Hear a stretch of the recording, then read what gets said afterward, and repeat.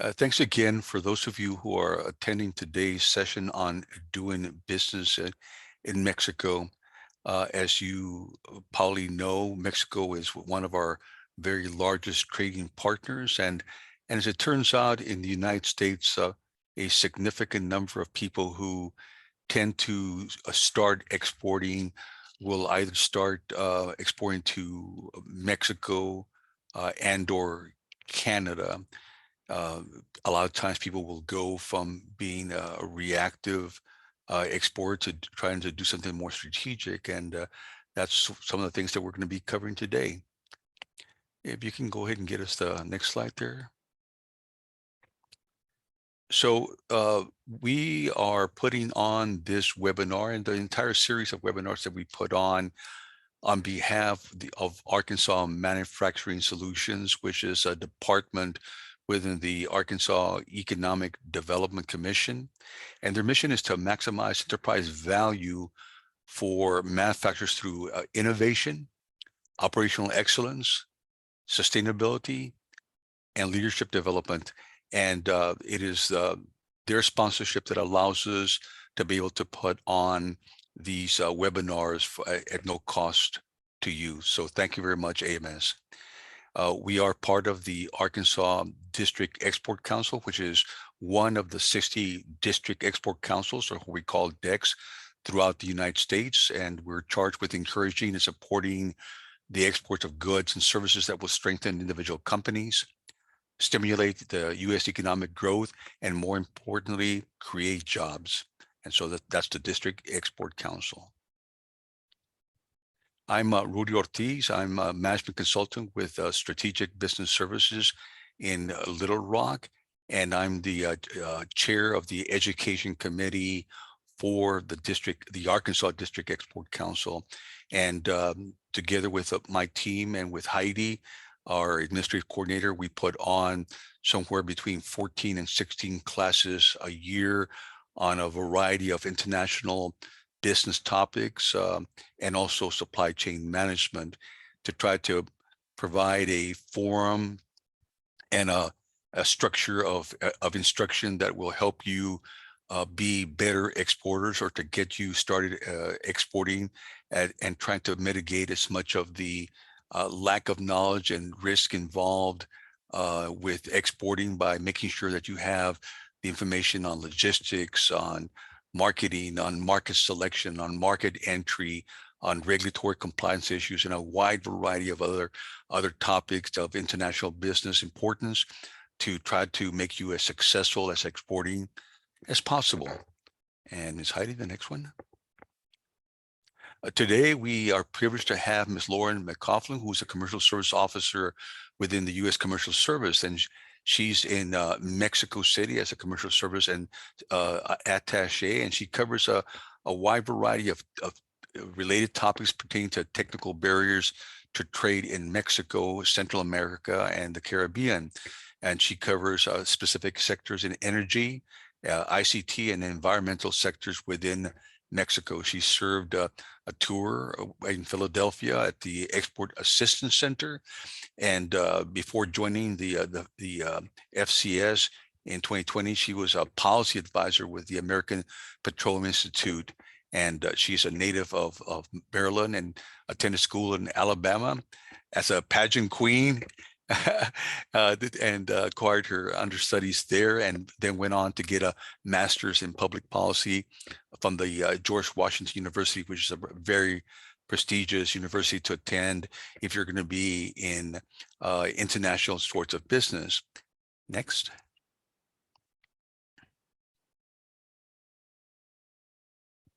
Okay, and so Lauren, we're going to go ahead and allow you to switch over to your slide deck, and I will go off topic, so off the air, so that they can just see you and your slide deck. So if you'll take it away as soon as you are able to, that'll be swell. Fantastic. Thank you, Rudy, so much for that introduction. And just one moment and I will open my slides.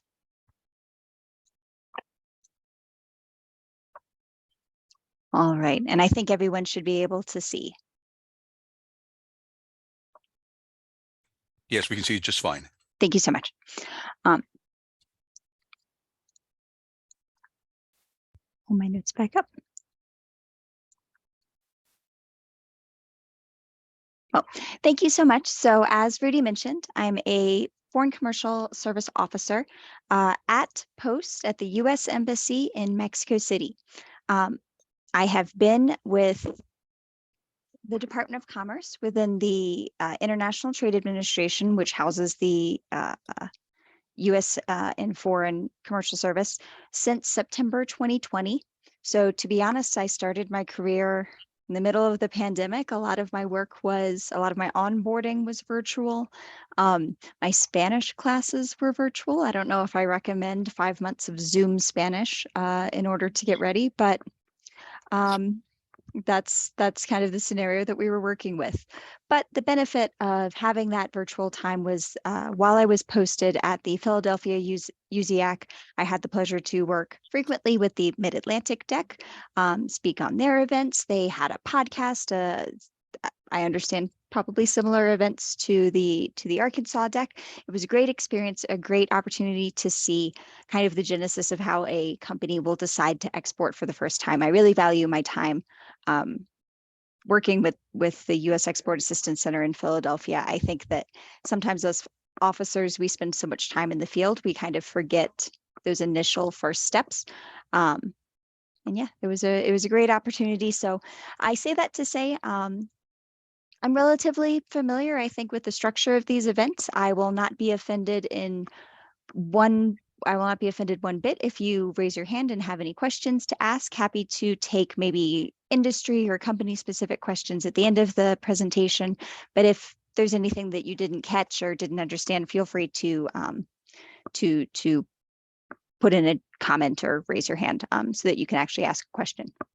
So into the actual presentation, the U.S. Commercial Service has 3 offices in Mexico. Mexico is our second largest post, only after China. Mexico is our second largest trading relationship, second only after Canada. And we are present in really the commercial centers of the country. So I am based in Mexico City in the center of the country. And then we also have officers and local staff in Guadalajara and the city of Monterrey. Monterrey is really a hub for manufacturing, including advanced manufacturing. You see a lot of automotive part manufacturing there. A lot of our clients are interested in the automotive sector, even some food and beverage work. Guadalajara is really the Silicon Valley of Mexico. So we see more of our tech companies centering in Guadalajara. Back on Monterrey, you may have seen the news that Tesla recently decided to open manufacturing facilities in Monterrey. Mexico City, we really have everything. We represent everything else. The way that we break up our offices is by industry sector. So if you contact our office with a question, we're going to shuffle you around based on what your company's industry sector is. And so that's why in my biography, we discussed my sectors. I cover energy, environmental services, information communication and technology, and actually only as of the beginning of this month, so this wasn't reflected in my biography, also financial services, textiles, and chemicals. And then for the region, to include Mexico, Central America, and the Caribbean, I am the standards attaché. And so the standards attaché is interested in technical barriers to trade. So things like regulations and standards, anything that might limit your opportunity to export to Mexico, that's some sort of technical requirement, a label on something, or you have to use a certain spec to manufacture, you have to go to a certain lab in Mexico to be able to sell here. That's all within my portfolio as well. So I say that to invite you to reach out to me. My email is included in those initial slides that you just saw. And I can also drop it in the chat if that's helpful, but please don't be a stranger after this conversation if there's an opportunity to reach out and ask any questions specific to your company, your industry. So the commercial service is not only represented in overseas posts, we're also in the US and those US export assistance centers like what I worked at in Philadelphia. We have more than 100 of those across the country. And then we have 75 or so offices where we have commercial service officers. And we are present in countries and cities where we tend to have a strong commercial relationship with the United States. So in other countries, you actually still have some level of support from us. It is just handled by our Department of State colleagues. So we train them kind of to handle our commercial portfolios in other countries, even where we aren't physically located. So even if you're interested in exporting to a place where you don't necessarily see commercial officers, don't hesitate to reach out because we can still help you.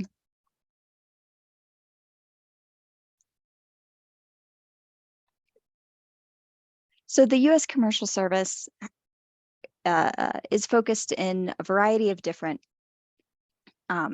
areas of international commerce.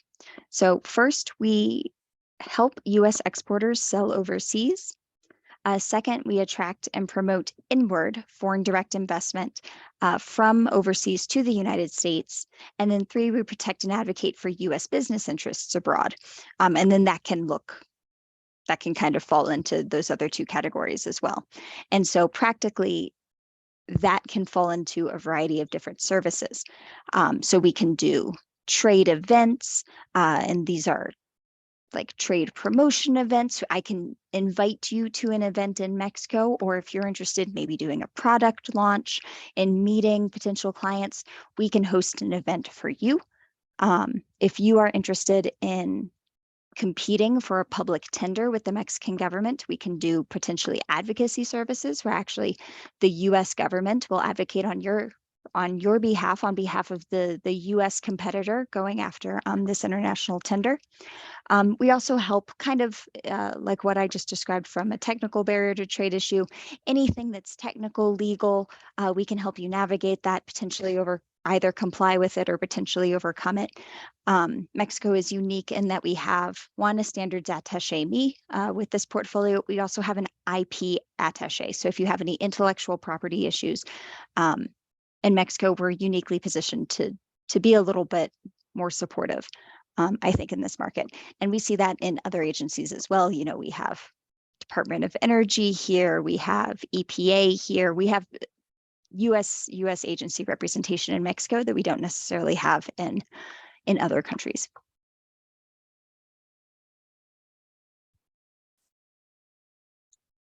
So although talking about statistics is not the most fun way to start a presentation, I think that this represents some of Mexico's most defining characteristics, and I can speak to a few recent trends. So there are 131 million people in Mexico. It is large, largely urban. We would define it as a semi-advanced economy that can operate in very different speeds, depending on if you're working rurally versus in an urban environment, or if you're working with the government versus private sector. We do see a very highly competitive market. There are, unfortunately, often US companies want to come to Mexico, and we have a hard time drawing out of them what makes them different and what differentiates them from their Mexican competitors, because of course exporting is under USMCA perfectly accessible, but there is a cost to it. And we spend a lot of time counseling companies to identify exactly what makes them different from their Mexican counterparts. Whereas comparing that to other markets, you might not have such a strong domestic competition. So there's a growing middle class in Mexico, and we've seen that grow really over the last 2 decades, and we're seeing an increased urbanization, kind of urban sprawl, and then that middle class is largely developed by the free trade, by USMCA, which was formerly NAFTA, and just an overall improving business climate. We see a lot more white collar workers in urban environments than we would have seen maybe 20 years ago. That said, there's a lot of income inequality. You see that significantly. While we have growing middle class, that certainly doesn't represent everyone. A lot of systemic issues remain, and we're seeing the current government of President Andrés Manuel López Obrador has an agenda that can elevate the needs of certain populations over others. To speak to a few other facts on this slide, moderate corruption perceptions index, something I can speak to later. If you have specific questions about corruption, that's the kind of thing that we can share context with our FBI colleagues here at Post. That isn't really something that the U.S. Commercial Service navigates too much. All right, inflation, less than a lot of South America. If you might have noticed from recent vacations to Mexico, your dollar is going a little bit less far than maybe it used to 10 years ago, or even 2 years ago. It's since I've been here over 10 months, the value of the dollar has been dropping a little bit, and that's really just because U.S. inflation is starting to outpace the inflation that we're seeing here, and so that's kind of what's driving that currency difference.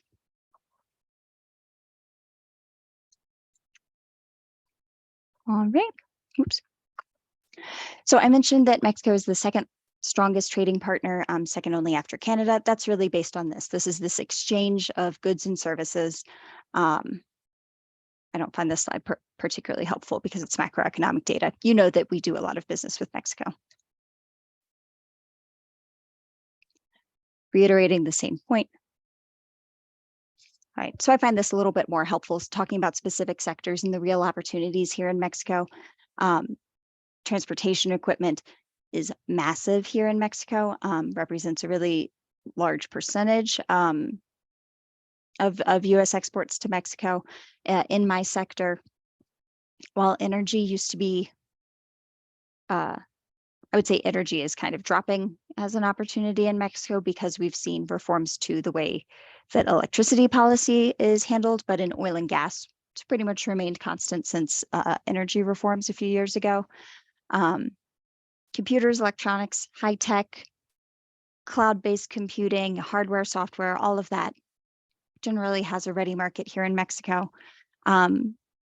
Products that are more labor intensive because we have generally a lower cost of labor. So certain services don't necessarily make sense to be exported from the United States. We don't see a ton of exports of, legal services, advertising services, things like that. Even architectural firms, things like that. But really large EPC companies for energy projects, perhaps, yes, we do see those exports from the U.S.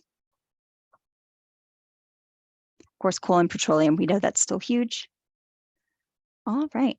So the top states for exports, no surprise, they're your energy producing states, and that's largely driven by what a large percentage petroleum and coal products represent.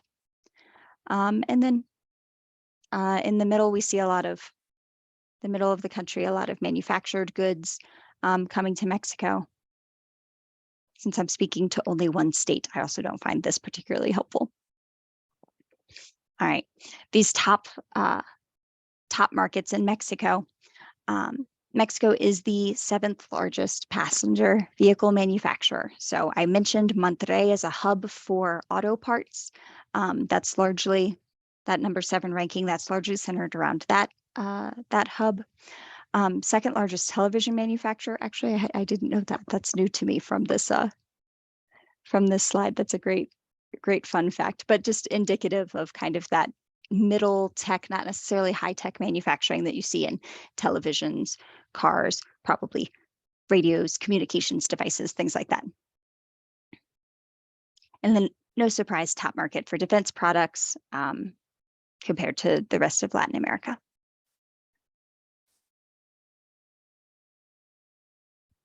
So why Mexico is a good place for you to start. Number one, no surprise, it's close. Separately, the market size, just the diversity within the economy, the diversity of manufacturing capabilities, and also just the consumer. A lot of opportunity to sell products. I already mentioned the middle class growth. Also, this shared culture and people-to-people relationships. This is something that has been a great boon to me because it is my first overseas tour. A lot of Mexicans have traveled to the United States. A lot of Americans have traveled to Mexico.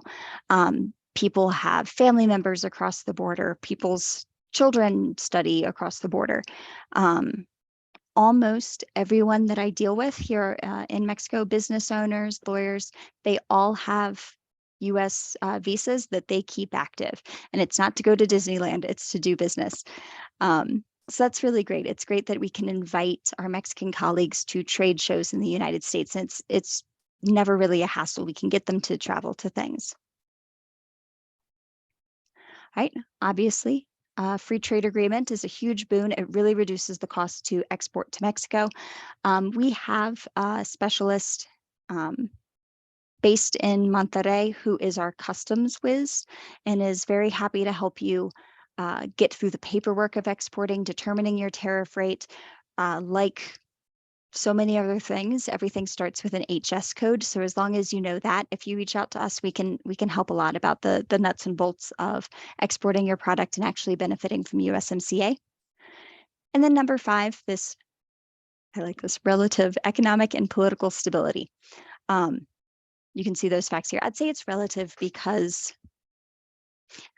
things do change a lot from administration to administration. Right now, under the AMLO administration, it has been a less friendly business environment than we've experienced in the past.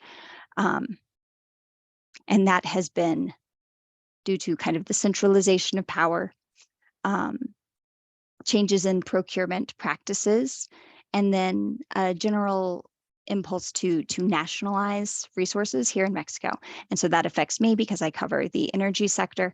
There used to be an opportunity for power purchase agreements in Mexico for a company to build a power plant and sell power within Mexico. That's been challenged by the government. And that's something that's of ongoing concern under USMCA because the United States views that as violation of USMCA. So it's easy to do business here, but sometimes these policies, depending on your sector, can really put a damper on things. In the healthcare sector, we have a serious backlog of approvals for different products to sell in Mexico. Just it pops up in different industries. Lauren, that actually brings up an interesting question. In terms of intellectual property, what is, do you have a sense of the timeline when a company has intellectual property and is trying to get a patent in Mexico? Do you have any idea what the general timeline is to try to acquire it? That's a great question. Unfortunately, because we have an IP attaché here with a team with a team of local Mexican employees that also support her, us normal commercial officers day to day don't tend to work too much in the IP space. I can direct you to 2 reports. One that we publish annually. It's called the Country Commercial Guide for Mexico. We have a section on IP that walks you through exactly the process. In terms of potential challenges in this space, USTR publishes the Investment Barriers Report annually. But I will say anecdotally, and I'm happy to follow up with some information from the horse's mouth from our actual IP attaché, I do not think that Mexico is a challenging environment to work in the IP space. I understand that in that space, compared to like facility siting permits, environmental permits, it's relatively low weight compared to other countries. All right, thank you. So to navigate all of those kind of unique aspects of Mexico, we recommend a handful of first steps. First off, this is really our number one challenge whenever companies want to come to Mexico, is that you really need someone here. So I mentioned just a few slides ago that language connection, the cultural connection, people travel back and forth. I would say that's kind of a socioeconomic fact that only applies to certain people, and maybe the day-to-day people that you're working with might not speak English. They might not have visas coming to the US. It's incredibly helpful to have someone here all the time who can answer the phone and answer questions about your product. Now, what that looks like can be very diverse: an agent, a representative, or actually opening some sort of distribution facility. And that's something that our office is very happy to help you find. We need you to have someone on the ground who can answer questions. The alternative is really flying to Mexico an awful lot. Even coming out of the pandemic, where so many people have switched to webinars, which is great, at the decision-making stage, we really need face-to-face meetings here in Mexico. That's still the norm. So number one, first step. So I'd say those two things are kind of the same. You need someone here. Yeah. Second, yeah. And Lauren, I was just going to, also comment that from a cultural perspective, because the legal structure in Mexico and in so many other countries is not as viable as it is in the United States. Trust is always an issue, and from that perspective, developing a relationship with the people that you're going to do business with in Mexico and other areas is significantly enhanced by being able to have a presence there, meeting them, looking them in the eye, and doing social sorts of things. And so having those kinds of meetings face to face is really important. Absolutely, no disagreement. Here in Mexico, while I think that those social conversations are incredibly important, I feel that Mexico is a little bit less of like a drinks after work or a golfing on the weekends kind of business culture than we have in the United States. So I think that it is possible for you to fly in and get everything you need from a few face-to-face meetings. You don't necessarily need to put in the time at the country club with pure social activities, I think. That has been my observation. But yeah, personal relationships, incredibly important. So I'll move on from that and talk about price.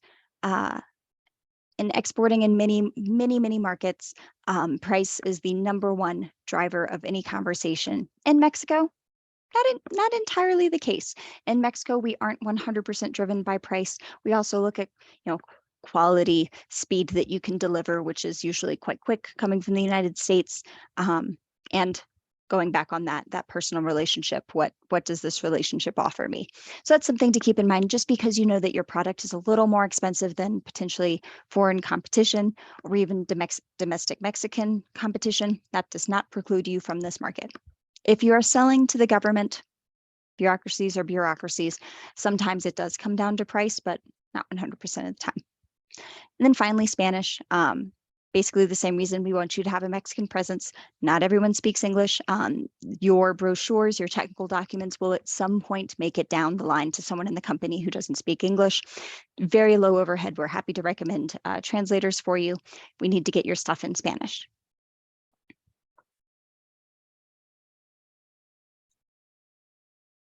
All right. So actually, I wish I had moved this slide up a little bit. So here are some tidbits of information on specific industries, but since I don't exactly know what everyone on the call is, I don't really want to go through every single one. I understand that attendees will receive a copy of these slides. So I'll talk through the ones that I know the most. So in information communication technology, because I do believe that in Arkansas we have some technical capabilities in exportation of services. We expect that. A lot of people come to Mexico wanting to talk about 5G and technologies that enable 5G. I can say that because this is in my portfolio, conversations on 5G have kind of stalled. And that's because there's a presidential priority program more for Wi-Fi, and it's called Internet para Todos. And it's how to get Wi-Fi to largely rural areas that wouldn't have connectivity either way. So the conversation on mobile telecommunication is, largely based on Wi-Fi. Mexico is incredibly interested in attracting foreign direct investment, which is not the U.S. commercial services forte, because we attract investment to the United States, not from the United States. But you'll see Mexico and specifically Mexican states, individual states trying to attract semiconductor investment. And these conversations are probably going to look an awful lot like the Tesla conversations, where Tesla moved to Monterrey recently, with the federal government getting involved in different states kind of offering different incentive packages. A lot of these sectors that you see on the screen are very reliable. In Mexico, we do see mining and minerals as a growing area of opportunity for US companies. And that's just as Mexico continues to grow their own export capabilities. They need more stuff, lights, mine reinforcement, emergency response equipment, safety equipment, things like that. On mining, quick note is that Mexico has significant lithium deposits. They're incredibly expensive to get to. We actually don't have any kind of commercially viable method to extract Mexican lithium, and the government nationalized their lithium reserves a few months ago. But of course, supply chains, we know that lithium is going to become a huge commodity as the electrification of the vehicle fleet continues. Right. I guess I can speak briefly to education. No surprise, a ton of Mexican students come to the United States for every level of education. We do a lot of programming at the college level and for like study visit type programs. So if there are any educational institutions on this call, very happy to put you in touch with the folks in our office that do that work.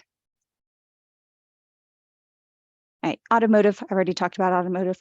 Travel and tourism, no surprise. Because of proximity, a lot of Mexican tourists choose to come to the United States to visit family or for tourist attractions that are no surprise. In our office, we have an LGBTQI+ tourism initiative where we have brought states that serve as tourist destinations to LGBTQI+ communities, brought them down. We're doing a trade mission in that space in actually a couple weeks. Something that's definitely growing in Mexico. Infrastructure and transportation. This is something where we see a lot of priority spending, or at least a lot of proposed priority spending from the federal government. There are some hallmark transportation projects that are priorities of President AMLO, and that would be the Tren Maya train that goes through the Yucatan Peninsula, past all of the great tourist destinations, and it would largely be it would be both passenger and goods train, and then also the Trans-Isthmus Corridor, which is another transportation route that's meant to go across the narrowest portion of the peninsula. And through those two projects, Mexico is very interested in attracting investment into the southern Mexico. And this is because we have significant income inequality, poverty, lack of investment, lack of infrastructure in the south. Culturally, I mean, that's been around for a while. I mean, the Yucatan Peninsula does have a different culture than a lot of the rest of Mexico, so it's reasonable that companies haven't been able to integrate fully, but that's something that the current president is looking to change. So if there's interest in foreign direct investment from companies in Arkansas, I'm happy to put you in contact with the right people for that. Yeah, and Laura, in terms of this sector that we're describing right now, are there opportunities for the selling of equipment to help them accomplish this infrastructure and transportation projects? Yes. So the locomotive tenders to actually sell the trains and build and also the railway tenders have already gone out. However, the companies that have won still need to purchase signal lights, seat cushions, everything that goes on a train. And so that's something that if there are companies that sell anything that goes on a train or a rail yard or a railway, we have two individuals in our office that focus on those two projects, and I'm happy to put you in touch with them. Thank you. Aerospace and defense safety and security, no surprise, given proximity to the United States, shared security interests, huge market here. One note that if there are any of our existing clients on the line, Sylvia Cardenas, who previously covered this sector, has left our office, so we're hiring someone new. So if you're reaching out in this sector and maybe you had someone that you used to reach out, Sylvia, she's not with us, so just reach out to me and I'll put you in contact with the new person. Healthcare, I mentioned some regulatory delays that U.S. companies experience. In my space, there's also a technical barrier to trade that medical device manufacturers experience. Frankly, if you're a medical device manufacturer, you're probably already aware of this, but happy to get you up to speed if you're not a member of AdvaMed or any of the other associations involved in this. All right.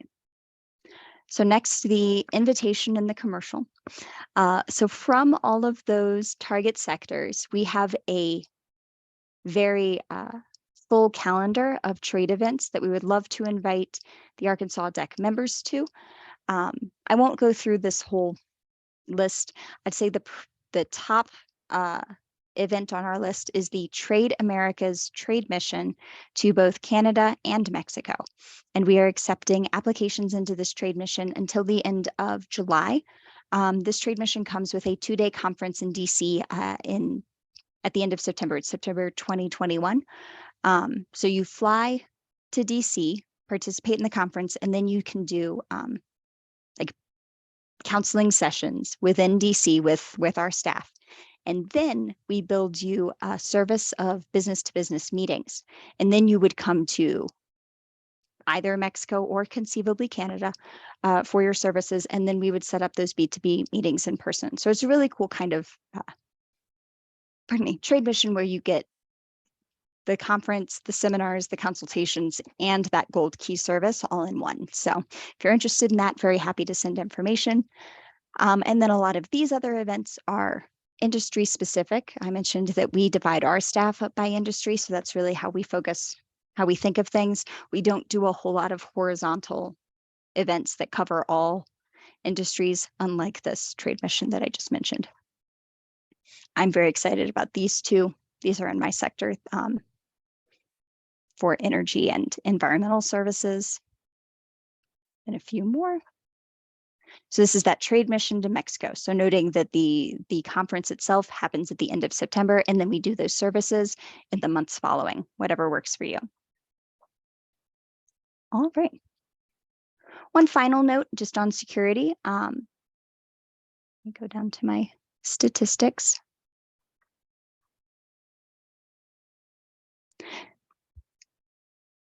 So I mentioned that we are present in the commercial hubs in urban areas. Largely commercial, business, and tourism hubs are perfectly safe for personal and professional travel. Nonetheless, we do recommend that folks coming to Mexico for either business or pleasure consult with the State Department's travel warning website for detailed safety and security guidance. And it goes into some detail. It's the exact same rules that I follow with areas that we recommend as off limits. And yeah, so it gets to a level of, we don't recommend driving on this highway. We recommend taking this highway that goes around, things like that. So highly recommend if you're coming to Mexico and planning to meet anybody in a more rural area, it doesn't take any time. Just check the State Department travel warning website, and there's a link for that at the end of my presentation. And then honestly, I don't love this presentation because it compares cities to a whole country. And if we compared countries to stuff, I would like to change the slide. So don't look at that too long. All right, and then a list of resources and things I want to point you towards. First, this country commercial guide. We are in the process of updating our country commercial guide, and this is something that all markets that have a U.S. commercial service presence put together this document. You can find it just by Googling Commercial Service Mexico Country Commercial Guide or trade.gov Mexico or anything like that. It's very easy to find. Has a very good Google ROI. So it's readily available to you, and it's broken down, honestly, largely in kind of the same categories as this presentation that I just gave. So if you're interested in a specific industry or specific area of concern, such as travel or investment barriers or technical barriers to trade, you can pull up specific reports from that guide, and it will all be updated and perfect and new by early fall or so. And then that's it for me. I'm ready to shift to questions if we're ready for that.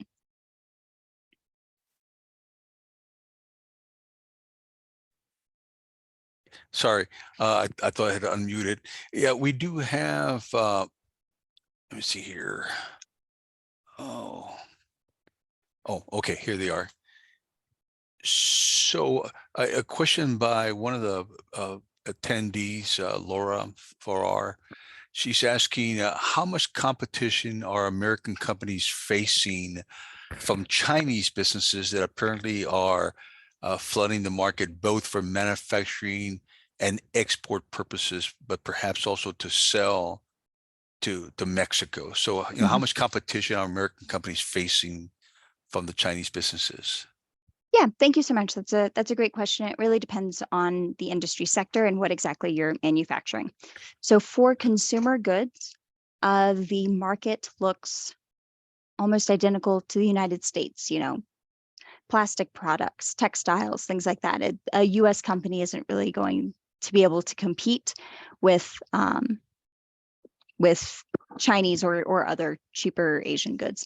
You use the term flooding the market. This isn't, so for us, we also have, within the Department of Commerce, we investigate anti-dumping concerns. That's not so much a concern here in Mexico. We don't see a lot of dumping, like actual dumping cases like we see in South America, where China or another competitor will just dump dirt cheap refrigerators in a market to be able to kill the local refrigerator industry. So in the terms of anti-dumping, not so much a concern. In terms of cheap goods for consumers, I'd say yes, exactly the same as the United States. For higher technology products, automotives, ICT equipment, clean energy like solar panels, things like that. It's not really a question of flooding the market. There isn't a large quantity of companies from Asian markets that participate in this space, but they do tend to undercut on price, the US competition. So you see that in cell phones, EV vehicles, machinery of any kind. There is Chinese competition in every sector that the US exporter must compete with. Yeah, and Laura, I don't know whether you can address this or not, but because of the tariffs that the United States is currently imposing on Chinese companies, and the fact that that has created a barrier for the Chinese companies, do you see Chinese companies moving to Mexico to take advantage of the fact that there are no tariffs from companies who are in Mexico and basically taking advantage of USMCA? Sure. So there are cases being investigated of exactly that accusation. And you can read about this in the press, of Chinese steel kind of sneaking into the US market via Mexico. That is an investigation that's currently ongoing. That is outside of my wheelhouse. The lawyers are looking into that, investigating that. I would say that whether or not that's happening, it's not enough to distort the economy such that it would affect your decision to export to Mexico or not. Okay, Yeah. very good.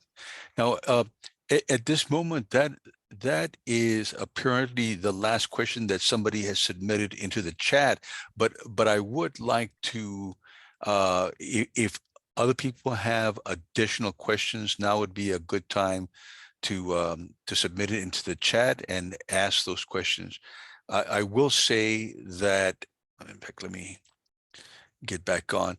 I will say that Mexico has always been a good first market or second market to enter, as Laura said, because of the proximity to the United States, strictly from a logistics perspective, and in terms of what is now being called nearshoring, to try to augment your supply chains for those companies who have historically had supplies, materials, parts, equipment coming in from China. And during COVID, it became even clearer that having a long, strung out supply chain, in many cases, actually killed some companies because they were unable to get their parts or supplies or materials in order to finish their own finished products. And so a lot of companies are starting to look at Mexico and actually further enhancing the usage of Mexico as a source of these things, to try to decrease the distance, to where you're talking about a week's a week travel versus potentially 3 months. And of course, what that allows you to do is to have less money tied up in inventory, because if you're having to wait 3 months for something versus 1 week, very obviously you don't have to have nearly as much money tied up in inventory than you would if you had your supply chain coming in from China or some other farther away place. So I think that we do see that companies are starting to do an increasing amount of nearshoring by the usage of having operations or suppliers in Mexico. Let's see here. Yeah, Go ahead. Sure. I'll just point out that's a great point. And there is high level support for exactly that work. So throughout the North American Leaders Summit, which is a recurring meeting that happens with Mexico, USA, and Canada, and then the High Level Economic Dialogue, which is just US and Mexico. This is a recurring theme, and all three governments are looking for opportunities to kind of reinforce these supply chains. We saw a lot of investment, of course, in medical devices during the pandemic. Now we're talking, really having the exact same conversations about semiconductors, and how do we move semiconductor manufacturing from overseas to either the US or US, Mexico, and Canada. So yeah, absolutely. There's high level support for exactly that. Perfect. We've got another question. It says, my company produces equipment for police cars, but must be either Ford, GM, or Dodge. Who would you suggest we make contact with to help us in this endeavor? So I'm assuming that they're asking, we want to sell equipment to governments that are using them for police cars. Who do we contact? Yeah. So this is an example of an industry that I would personally split into two, because this is both automotive and it is security and defense. So honestly, you can reach out to me and I can direct you to people so you don't have to remember people's names. But we have Monica Martinez, who's here in Mexico City, and she covers the automotive sector, and she is fantastic. We'll put you in touch with all the right people on maybe how to get in touch with those supply chains for those specific cars, maybe to get them on it. I don't know if they're like an aftermarket edition or you do it like as they're being manufactured, or if it is something that actual police stations purchase, then that would probably go through our security and defense team. And then at the moment that's being run out of Guadalajara with Juan Herrera, and he would potentially be able to assess the market of whether police stations are buying whatever doohickey you've got. Yeah, and it's really important, the point that Lauren is making, and that is every country handles things, how they go about procuring stuff is different. And so trying to understand how does it work in X country is really a key thing. Otherwise, if you make the assumption that it works exactly in Mexico or in Germany or wherever as it does in the United States, you're likely wrong. It is likely different. As a matter of fact, one of the things that we talk about in the District Export Council is that you should start off with the assumption that it is different than what you're used to. And if you start off with that assumption, you're probably going to do okay. And obviously, we're going to have Lauren's contact information as well as ours at the very end.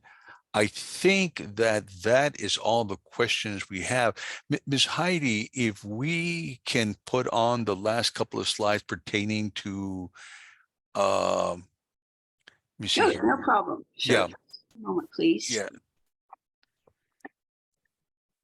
Um,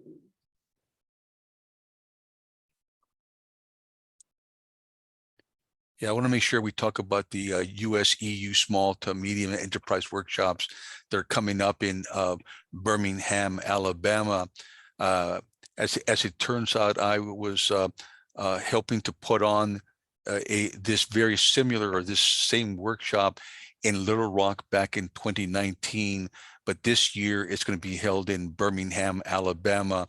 And so for those of you who are interested in entering the EU market, this is going to be a great workshop to attend. Its focus is exclusively on small and medium size enterprises. And you're going to have a lot of people from the EU who are basically like Lauren's counterparts to try to facilitate trying to do business in the EU. They are going to be bringing companies from a variety of countries from the EU to try to do business and try to find partners in the United States. So obviously it's going to go both ways. So this is something that you might want to put on your radar if you have any interest at all in terms of doing business with the European Union. And Ms. Heidi, do you, yeah, excellent. So you guys probably are aware that every year the Arkansas District Export Council puts on what is called the Governor's Awards for Excellence in Global Trade. And every year we select a number of companies who have done an outstanding job of exporting, increasing their exports, and in particular into new countries. And we honor them and provide them awards and have them speak about how it was that they have been able to increase their exports as a lesson to companies about how they may be able to increase their exports in similar markets.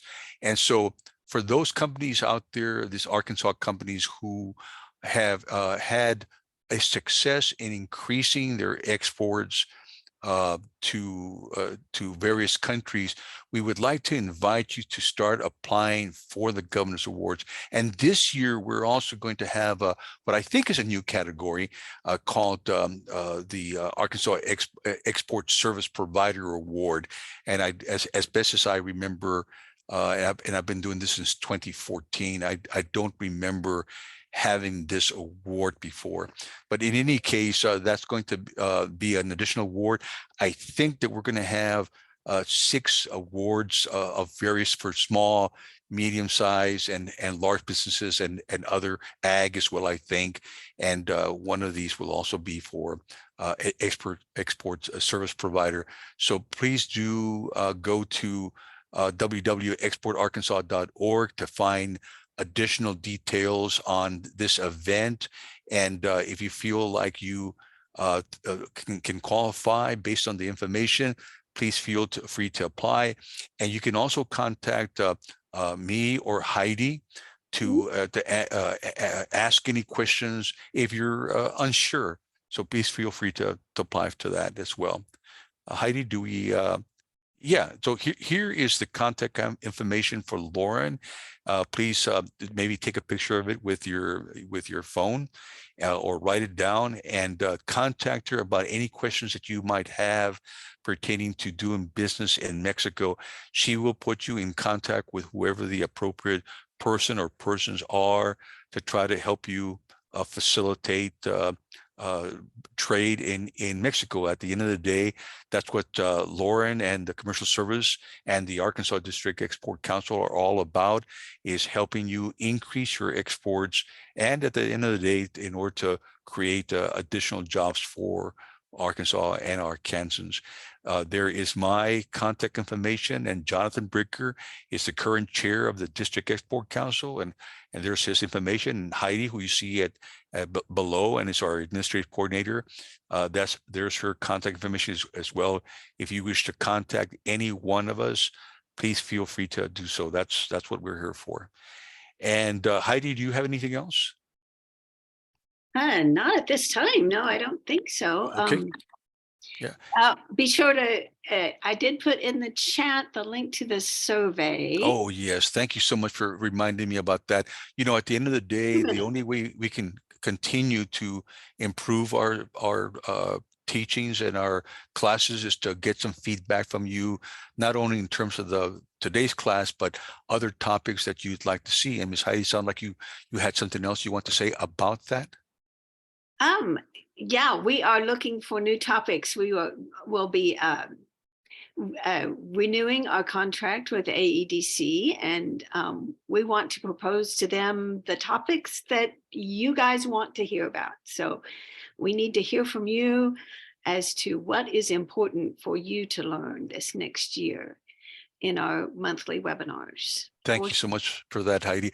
Ms. Lauren, let's close it out with any comments or that you want to make. No, just thank you very much for the invitation. We are always happy to come back, especially if you'd like any kind of deep dive into a specific sector, or maybe the nuts and bolts of exporting to Mexico, dealing with customs, things like that. We are always happy to come back. All right. Well, ladies and gentlemen, with that, we will close out the class. And once again, if you have any questions, feel free to contact any one of us with whatever is the most appropriate person. And if you're unsure of that, then contact Heidi or myself, and we will direct you to whoever the best resource is going to be for you. Thank you again, and have a great day.